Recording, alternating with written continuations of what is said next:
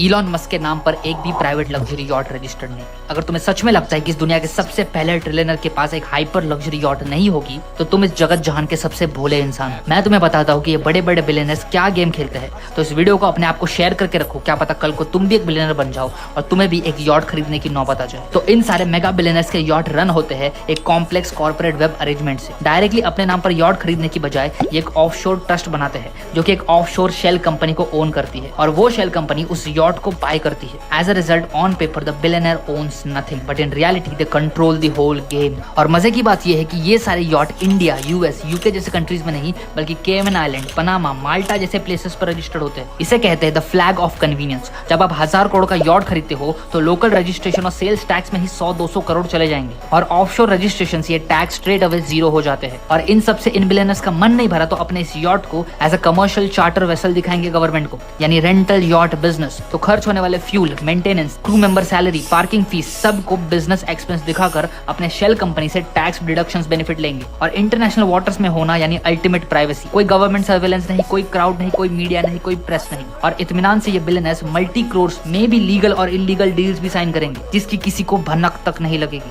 और इसीलिए एक गरीब वैगनर खरीद के भी 10 स्टेटस लगाता है और एक बिलियनर 1000 करोड़ का यॉट खरीद के भी दुनिया से छुपा के रखता है। और इसीलिए अगर तुम्हें गरीब नहीं रहना, फ्यूचर में एक करोड़पति बनना है तो इस सिस्टम को तुम्हें अंदर से समझना होगा जिसमें मैं तुम्हारी मदद करूंगा। तो मुझे फॉलो करना मत भूलना।